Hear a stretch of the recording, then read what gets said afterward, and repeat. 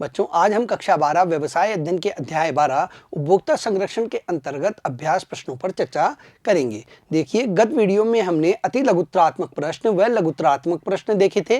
आज हम निबंधात्मक प्रश्न देखेंगे। पहला प्रश्न है, व्यापार के दृष्टिकोण से उपभोक्ता संरक्षण के महत्व की व्याख्या करें। देखिए, व्यवसाय के दृष्टिकोण से, व्यापार के दृष्टिकोण से उपभोक्ता संरक्षण का क्या महत्व है, यह पूछा गया है। व्यापार की दृष्टि से उपभोक्ता संरक्षण का महत्व, पहला है व्यवसाय का दीर्घ आवधिक हित। देखिए, उपभोक्ता संरक्षण के माध्यम से ही एक व्यवसाय दीर्घ काल तक टिका रह सकता है। यदि वह उपभोक्ता के हितों के लिए कार्य करता है, उनको ध्यान में रखते हुए अपने व्यवसाय को चलाता है, तो वह व्यवसाय दीर्घ काल तक प्रतियोगिता में टिका रह सकता है। आज का जागरूक व्यवसायी इस बात से भली भांति परिचित हो चुका है, उपभोक्ता की संतुष्टि या संरक्षण दी गई अवधि में उन्हीं के हित में है, क्योंकि यदि उपभोक्ता संतुष्ट हो तो वह न केवल माल खरीदेगा बल्कि मिलने जुलने वालों को भी कहेगा। देखिए, एक उपभोक्ता जब संतुष्ट होता है तो वह अपने साथ वाले लोगों को भी वह वस्तु खरीदने के लिए कहता है, जो कि व्यवसाय के हित में ही होता है। दूसरा है, व्यवसाय समाज के संसाधनों का उपभोग करता है, और व्यवसाय चूंकि समाज के संसाधनों का उपयोग करता है, इसलिए उसे उपभोक्ता के हितों की रक्षा करनी चाहिए। समाज के अधिकार वाले संसाधनों का उपभोग व्यवसाय करता है, इसलिए ऐसे उत्पादों की आपूर्ति एवं उन सेवाओं को प्रदान करने का दायित्व व्यवसाय का ही है जो जनता के हित में है। अतः उसे ऐसे उत्पादों की आपूर्ति करनी चाहिए जिससे समाज का हित हो, उपभोक्ता का हित हो। तीसरा, सामाजिक उत्तरदायित्व। देखिए, यह एक व्यवसाय का सामाजिक उत्तरदायित्व भी होता है कि वह उपभोक्ता को उचित गुणवत्ता और उचित मूल्य पर वस्तुएं उपलब्ध कराए। उपभोक्ता व्यवसाय में हित रखने वाले बहुत से समूहों में से एक महत्वपूर्ण समूह है, और दूसरे हित रखने वाले समूहों के समान इनके हितों का भी ध्यान रखना आवश्यक है। एक व्यवसाय के लिए इस समूह का ध्यान रखना भी बहुत आवश्यक हो जाता है। नैतिक औचित्य, उपभोक्ता के हितों का ध्यान रखना तथा उनका किसी भी प्रकार का शोषण न करना व्यवसाय का नैतिक कर्तव्य है। यह एक व्यवसाय का नैतिक कर्तव्य होता है कि वह उपभोक्ता हितों का ध्यान रखे। सरकारी हस्तक्षेप। देखिए, यदि कोई व्यवसाय समाज का शोषण करता है, उपभोक्ता का शोषण करता है, तो सरकार को हस्तक्षेप करना होता है, जो कि व्यवसाय के हित में नहीं होता है। इसलिए भी एक व्यवसाय को जो उपभोक्ता होते हैं उनके हितों का ध्यान रखना चाहिए। यदि कोई व्यवसाय समाज का शोषण कर रहा है तो उसमें सरकारी हस्तक्षेप एवं सरकारी कार्यवाही बढ़ जाती है। इससे व्यवसाय की छवि व मान सम्मान को ठेस पहुंचती है। इसलिए उचित यही रहेगा कि व्यावसायिक संगठन स्वेच्छा से ग्राहकों के हितों का ध्यान रखे। इसलिए व्यवसाय को स्वेच्छा से ही उपभोक्ता के हितों का ध्यान रखना चाहिए। प्रश्न नंबर 2, उपभोक्ता के अधिकारों और दायित्वों की व्याख्या करें। देखिए, यहां पर उपभोक्ता के अधिकार और उसके दायित्वों के बारे में पूछा गया है। उपभोक्ता के 6 अधिकार होते हैं जिनके बारे में हम यहां पर लिखेंगे। आइए देखते हैं उपभोक्ता के अधिकार। उपभोक्ता संरक्षण अधिनियम 1986 व उपभोक्ता संरक्षण अधिनियम 2019 में उपभोक्ता के निम्नलिखित 6 अधिकार बतलाए गए हैं। देखिए बच्चों, यहां पर इसके साथ में हम उपभोक्ता संरक्षण अधिनियम 2019 भी लिखेंगे, क्योंकि 2019 के अंदर भी ये अधिकार बताए गए हैं। पहला है सुरक्षा का अधिकार। उपभोक्ता को उन वस्तुओं और सेवाओं के प्रति सुरक्षित होने का अधिकार है जिनका कि वह उपभोग करता है, उपयोग लेता है, जो जीवन, स्वास्थ्य, संपत्ति के लिए खतरनाक हैं। उदाहरण के लिए ISI मार्का वाले बिजली के उपकरण का उपयोग करे। देखिए, उसे ISI मार्का या इस प्रकार के जो मार्का वाले जो चिन्हित वस्तुएं होती हैं उनका ही उसे उपयोग करना चाहिए। यह उसके जीवन और स्वास्थ्य के लिए सुरक्षित होते हैं। सूचना पाने या सूचित किए जाने का अधिकार। देखिए, उपभोक्ता को उत्पाद के बारे में सारी सूचना प्राप्त करने का अधिकार है। उपभोक्ता को उस उत्पाद के बारे में पूरी जानकारी पाने का अधिकार है जिसे वह खरीदने का इरादा रखता है। इसमें उत्पाद के संगठक, निर्माण की तिथि, मूल्य, मात्रा, उपयोग के लिए निर्देश आदि शामिल होते हैं। इसमें उत्पाद की समस्त जानकारियां शामिल होती है। चयन करने, आश्वस्त होने का अधिकार। देखिए, एक जो उपभोक्ता होता है उसे विभिन्न प्रकार की वस्तुओं में से, विभिन्न प्रकार के उत्पादों में से अपनी इच्छा का उत्पाद चुनने का अधिकार होता है। वह अपनी इच्छा से जो श्रेष्ठ उत्पाद होता है उसका चयन करने के लिए स्वतंत्र होता है। उपभोक्ता को प्रतिस्पर्धी कीमतों पर विभिन्न प्रकार के उत्पाद पाने की स्वतंत्रता है। इसका तात्पर्य यह है कि विक्रेताओं को गुणवत्ता, ब्रांड, कीमतों, साइज आदि के संदर्भ में कई तरह के उत्पाद प्रस्तुत करने चाहिए और उपभोक्ता को इनमें से चुनाव करने का विकल्प देना चाहिए। जो कई तरह के उत्पाद आते हैं अलग अलग गुणवत्ता के, अलग अलग मूल्य पर, उनमें से उपभोक्ता अपनी इच्छा से जो श्रेष्ठ उत्पाद होता है, जो उसकी आवश्यकता की पूर्ति करता है, ऐसे उत्पाद का चयन करता है। उसके लिए वह स्वतंत्र होता है। चौथा, शिकायत करने सुनवाई का अधिकार। देखिए, यदि उपभोक्ता किसी वस्तु या सेवा के संदर्भ में संतुष्ट नहीं है तो उसे शिकायत करने का अधिकार होता है, उसे सुनवाई का अधिकार भी प्राप्त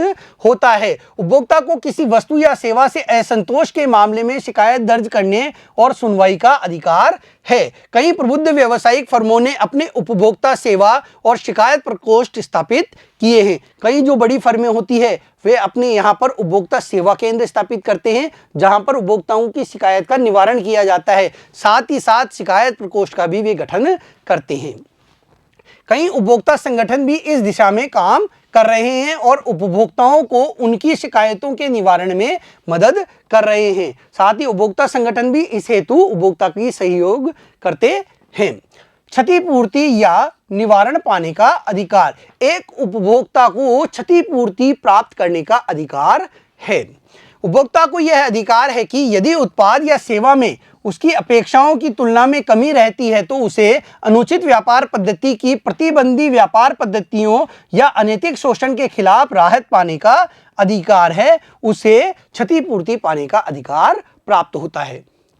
उपभोक्ता संरक्षण अधिनियम 2019 में उत्पाद को बदलने, उत्पाद में दोष को दूर कराने, उपभोक्ता को किसी भी हानि या चोट के लिए क्षतिपूर्ति के भुगतान आदि सहित उपभोक्ताओं को निवारण उपलब्ध कराने का प्रावधान है। देखिए, उत्पाद को बदला जाता है, उत्पाद में कोई दोष है तो उसे दूर किया जाता है, किसी भी हानि या चोट के लिए क्षतिपूर्ति के भुगतान भी इस अधिनियम के द्वारा उपभोक्ता को करवाए जाते हैं। ये प्रावधान उपभोक्ता संरक्षण अधिनियम 2019 के अंतर्गत दिए हुए हैं। उपभोक्ता शिक्षा का अधिकार, यह छठा अधिकार है, उपभोक्ता शिक्षा का अधिकार। उपभोक्ता को अपने अधिकारों के बारे में जानकारी होनी चाहिए, उसे किस प्रकार की राहत प्राप्त होती है इसके बारे में शिक्षा प्रदान की जानी चाहिए, यह उसका अधिकार होता है। उपभोक्ता को ज्ञान प्राप्त करने और जीवन भर एक अच्छा जानकार उपभोक्ता होने का अधिकार है। उसे किसी उत्पाद या सेवा के उसकी अपेक्षा से कम होने की स्थिति में अपने अधिकारों और उपलब्ध राहतों के बारे में जानकारी होनी चाहिए। कई उपभोक्ता संगठन और कुछ ज्ञान संपन्न व्यवसाय इस संबंध में उपभोक्ताओं को शिक्षित करने में सक्रिय भाग ले रहे हैं। कई उपभोक्ता संगठन और कई व्यवसाय, जो बड़े व्यवसाय हैं, वे उपभोक्ता को शिक्षित करने का कार्य करते रहते हैं। उपभोक्ता के उत्तरदायित्व। अब उपभोक्ता के कौन कौन से उत्तरदायित्व हैं इन्हें भी देख लेते हैं। उपभोक्ता अधिकार अपने आप उपभोक्ता संरक्षण के उद्देश्य को प्राप्त करने में प्रभावी नहीं हो सकते। देखिए, केवल अधिकारों से उपभोक्ता अपने हितों की रक्षा नहीं कर सकता। उपभोक्ता संरक्षण वास्तव में तभी प्राप्त किया जा सकता है जब उपभोक्ता भी अपने उत्तरदायित्वों को समझते हैं। बाजार में उपलब्ध विभिन्न वस्तुओं और सेवाओं के बारे में जागरूक रहे ताकि एक बुद्धिसंगत और विवेकी विकल्प अपनाया जा सके। देखिए, उपभोक्ता को जागरूक रहना चाहिए जो भी वस्तुएं और सेवाएं बाजार में उपलब्ध हैं उनके संबंध में।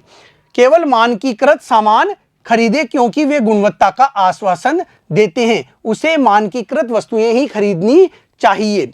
इस प्रकार बिजली के सामानों पर ISI मार्क, खाद्य उत्पादों पर FPO मार्क, गहनों पर हॉलमार्क आदि को देखें। तीसरा, उत्पादों और सेवाओं से जुड़े जोखिमों के बारे में जाने, निर्माता के निर्देशों का पालन करें और उत्पादों का सुरक्षित उपयोग करें। इसके बारे में भी उपभोक्ता का उत्तरदायित्व होता है कि वह दिशा निर्देशों की पालना करते हुए ही वस्तुओं का उपयोग करे। चौथा, लेबल को ध्यान से पढ़े ताकि कीमतों, कुल भार, बनने और उपयोग समाप्ति की तारीखों आदि के बारे में जानकारी हो सके। पांचवा, यह सुनिश्चित करने के लिए जोर दे कि आपका सौदा संतोषजनक रहे, यह भी उपभोक्ता का उत्तरदायित्व होता है। छठा, अपने लेन देन में ईमानदार रहे, केवल वैध वस्तुओं और सेवाओं को चुने और कालाबाजारी, जमाखोरी आदि जैसी अनैतिक पद्धतियों को हतोत्साहित करे। सातवां, वस्तुओं या सेवाओं की खरीद पर बिल लेना चाहिए, यह खरीद के प्रमाण के रूप में कार्य करेगा। एक उपभोक्ता को वैध वस्तुओं और सेवाओं को ही क्रय करना चाहिए, साथ ही साथ उसे खरीद पर बिल भी लेना चाहिए, यह भी उसका उत्तरदायित्व होता है। आठवां, खरीदे गए सामान या सेवाओं की गुणवत्ता में कमी के मामले में एक उपयुक्त उपभोक्ता मंच में शिकायत दर्ज कराए, इसकी राशि के कम होने पर भी कार्रवाई करे। नौवां, उपभोक्ता समितियां बनाए जो उपभोक्ताओं को शिक्षित करने और उनके हितों की सुरक्षा में एक सक्रिय भूमिका निभाएंगी। 10वां, पर्यावरण का सम्मान करे, अपशिष्ट कूड़ा कचरा फैलाने और प्रदूषण को बढ़ाने से बचे, यह भी एक उपभोक्ता का दायित्व होता है। प्रश्न नंबर 3, उपभोक्ता संरक्षण के उद्देश्य को प्राप्त करने के विभिन्न तरीके क्या हैं? देखिए, यहाँ पर उपभोक्ता संरक्षण के उद्देश्य को प्राप्त करने के विभिन्न तरीकों के बारे में पूछा गया है। उपभोक्ता संरक्षण के उद्देश्य की प्राप्ति के विभिन्न तरीके होते हैं जिनके द्वारा उपभोक्ता संरक्षण के उद्देश्य को प्राप्त किया जा सकता है। पहला है व्यवसाय द्वारा स्वनियमन। देखिए, व्यवसाय यदि खुद के नियम बना लेता है कि उसे उपभोक्ता संरक्षण के कार्य करने हैं, उसे ऐसी किसी भी गतिविधि में लिप्त नहीं होना है जिससे उपभोक्ता के हित प्रभावित हों, तो आसानी से उपभोक्ता संरक्षण के उद्देश्यों को प्राप्त किया जा सकता है। सामाजिक रूप से उत्तरदायी फर्म अपने ग्राहकों के साथ लेन देन करने में नैतिक मानकों और पद्धतियों का पालन करती है। अच्छी और नैतिक पद्धतियों द्वारा ग्राहकों को सही तरीके से सेवा देना फर्मों के हित में होता है। कई फर्मों ने अपने उपभोक्ताओं की समस्याओं और शिकायतों के निवारण के लिए अपने ग्राहक सेवा और शिकायत प्रकोष्ठ स्थापित किए हैं और वे अपने उपभोक्ताओं के हितों के लिए कार्य करते हैं। दूसरा है व्यापार संघ। देखिए, व्यापार संघ भी अपने सदस्यों के लिए आचार संहिता का निर्माण करते हैं और उसके माध्यम से काम करने के लिए अपने सदस्यों को आग्रह करते हैं, मार्गदर्शन प्रदान करते हैं कि किस प्रकार वे उपभोक्ता के साथ ईमानदारी से व्यवहार करें, ईमानदारी से लेन देन करें। Federation of Indian chambers of commerce FICCI और भारतीय उद्योग संघ CII जैसे व्यापार, वाणिज्य और व्यवसाय संघों ने अपनी आचार संहिता को निर्धारित किया है जो ग्राहकों के साथ उनके लेन देन में उनके सदस्यों के लिए मार्गदर्शन निर्धारित करता है। तीसरा है उपभोक्ता जागरूकता। देखिए, उपभोक्ता को उसके अधिकार और उसके उत्तरदायित्वों के बारे में जागरूक करके उसे उपलब्ध होने वाली राहत के बारे में जागरूकता प्रदान करके भी उसके हितों को पूरा किया जा सकता है। उसके जो उपभोक्ता संरक्षण के लक्ष्य हैं उनको प्राप्त करने में सहायता प्रदान की जा सकती है। एक उपभोक्ता जिसे अपने अधिकारों और उसके लिए उपलब्ध राहतों के बारे में अच्छी तरह से जानकारी है, वह किसी भी अनुचित व्यापार पद्धतियों या अनैतिक शोषण के खिलाफ अपनी आवाज उठाने की स्थिति में होगा। उपभोक्ता की उत्तरदायित्वों की अपनी समझ भी उसे अपने हितों की रक्षा करने में सक्षम बनाएगी। जब उपभोक्ता को अपने उत्तरदायित्वों के बारे में समझ बन जाती है तो वह अपनी आवाज को आसानी से उठा लेता है। उपभोक्ता संगठन। देखिए, वैसे तो भारत में उपभोक्ता संगठनों का अभाव है, लेकिन ये जो उपभोक्ता संगठन हैं इनके माध्यम से भी उपभोक्ता के हितों को सुरक्षित किया जाता है। उपभोक्ता संगठन उपभोक्ताओं को उनके अधिकारों के बारे में शिक्षित करने और उन्हें सुरक्षा प्रदान करने में महत्वपूर्ण भूमिका निभाते हैं। जो ये उपभोक्ता संगठन हैं ये उपभोक्ताओं की बहुत सहायता करते हैं, उनकी शिकायत को दर्ज करने में सहयोग प्रदान करते हैं, उनको कहां से किस प्रकार राहत प्राप्त होगी इसके बारे में जानकारी प्रदान करते हैं। उपभोक्ताओं को उनके अधिकारों के बारे में शिक्षित करने का भी ये कार्य करते हैं। ये संगठन व्यावसायिक फर्मों को गलत पद्धतियां न अपनाने और उपभोक्ताओं का शोषण न करने के लिए विवश कर सकते हैं। पांचवा है सरकार। देखिए, सरकार भी विभिन्न जो अधिनियम बनाती है उनके द्वारा उपभोक्ता के संरक्षण को सुनिश्चित करती है। सरकार विभिन्न उपायों के लिए अधिनियम बनाकर उपभोक्ताओं के हितों की रक्षा कर सकती है। उदाहरण, एक टोल फ्री राष्ट्रीय उपभोक्ता हेल्पलाइन नंबर 1800111400 दिया है जिस पर उपभोक्ता अपनी शिकायत दर्ज कर सकता है। भारत में कानूनी ढांचा उपभोक्ताओं को सुरक्षा प्रदान करने वाले विभिन्न कानूनों को शामिल करता है। इन विनियमों में सबसे महत्वपूर्ण उपभोक्ता संरक्षण अधिनियम 2019 है। अधिनियम उपभोक्ताओं के हितों के प्रतिकूल मामलों को विनियमित करने के लिए एक केंद्रीय प्राधिकरण प्रदान करता है। इसे केंद्रीय उपभोक्ता संरक्षण प्राधिकरण CCPA के रूप में जाना जाता है। अगला प्रश्न है प्रश्न नंबर 4, उपभोक्ता संरक्षण अधिनियम 2019 के तहत उपभोक्ताओं को उपलब्ध निवारण कार्यविधि की व्याख्या करें। उपभोक्ता संरक्षण अधिनियम 2019 के अंतर्गत उपभोक्ताओं को उपलब्ध निवारण तंत्र, पहला है जिला आयोग। देखिए, जिला स्तर पर यह गठित किया जाता है, राज्य सरकार द्वारा इसकी स्थापना की जाती है। जिला उपभोक्ता विवाद निवारण आयोग। जिला आयोग के पास उन शिकायतों पर विचार करने का क्षेत्राधिकार है जहां विचाराधीन वस्तुओं या सेवाओं के मूल्य को 1 करोड़ रुपए से अधिक नहीं माना जाता है। मतलब 1 करोड़ रुपए से कम मूल्य वाली वस्तुएं और सेवाओं से संबंधित शिकायतों पर सुनवाई यहां की जाती है। पहली सुनवाई पर या बाद में जिला आयोग समझौता हो सकता है तो पक्षों के मध्यस्थता से निपटारे के लिए सहमत होने पर लिखित सहमति पर जिला आयोग मध्यस्थता के लिए मामले को संदर्भित करता है। देखिए, यदि मध्यस्थता हो सकती है, दोनों पक्ष तैयार होते हैं तो लिखित सहमति पर यह मध्यस्थता करवाता है और ऐसे में मध्यस्थता से संबंधित प्रावधान लागू होते हैं। मध्यस्थता द्वारा निपटारे की विफलता की स्थिति में मामला शिकायत के साथ आगे बढ़ता है और यदि असफलता मिलती है इस मामले में मध्यस्थता करने पर तो शिकायत के साथ मामला आगे बढ़ता है, उस पर सुनवाई होती है। यदि शिकायत माल में दोष का आरोप लगाती है जिसे माल के उचित विश्लेषण या परीक्षण के बिना निर्धारित नहीं किया जा सकता है तो आयोग माल का नमूना प्राप्त करता है, इसे सील करता है और विश्लेषण के लिए उपयुक्त प्राधिकारी को भेज देता है। यदि माल की गुणवत्ता के संबंध में कोई शिकायत है तो माल का नमूना लिया जाएगा और उसे उचित प्राधिकारी से जांच करवाई जाती है। सेवाओं के मामले में शिकायतकर्ता द्वारा उनके नोटिस में लाए गए सबूतों के आधार पर विवाद का निपटारा किया जाता है और निपटारे के लिए सेवा प्रदाता से किसी भी आवश्यक जानकारी के दस्तावेज या रिकॉर्ड मांगे जा सकते हैं। जिला आयोग के आदेश से कोई भी पक्ष संतुष्ट नहीं है तो वह आदेश की तारीख से 45 दिनों के भीतर राज्य आयोग में अपील कर सकता है। दूसरा है राज्य आयोग, राज्य उपभोक्ता विवाद निवारण आयोग। संबंधित राज्य सरकार द्वारा स्थापित किया जाता है। राज्य आयोग के पास उन शिकायतों पर विचार करने का क्षेत्राधिकार है जहां विचाराधीन वस्तुओं और दी गई सेवाओं का मूल्य 1 करोड़ रुपए से अधिक हो, वह 10 करोड़ रुपए से अधिक नहीं है। वह जिला आयोग के आदेश के खिलाफ अपील पर यहां सुनवाई की जाती है। राज्य आयोग के आदेश से कोई भी पक्ष संतुष्ट नहीं है तो वह ऐसे आदेश के 30 दिनों की अवधि के भीतर राष्ट्रीय आयोग को अपील कर सकता है, ऊपर अपील की जा सकती है। राष्ट्रीय आयोग, राष्ट्रीय उपभोक्ता विवाद निवारण आयोग। राष्ट्रीय आयोग का पूरे देश पर क्षेत्राधिकार है। राष्ट्रीय आयोग के पास उन शिकायतों पर विचार करने का क्षेत्राधिकार है जहां विचार के रूप में भुगतान की गई वस्तुओं या सेवाओं का मूल्य 10 करोड़ रुपए से अधिक है। वह राज्य आयोग के आदेश के खिलाफ अपील यहां पर की जा सकती है। यदि राष्ट्रीय आयोग के आदेश से कोई भी पक्ष संतुष्ट नहीं है तो वह 30 दिनों की अवधि के भीतर भारत के सर्वोच्च न्यायालय में इस तरह के आदेश के खिलाफ अपील कर सकता है। वह सर्वोच्च न्यायालय में जाकर अपील कर सकता है यदि कोई पक्ष संतुष्ट नहीं है तो।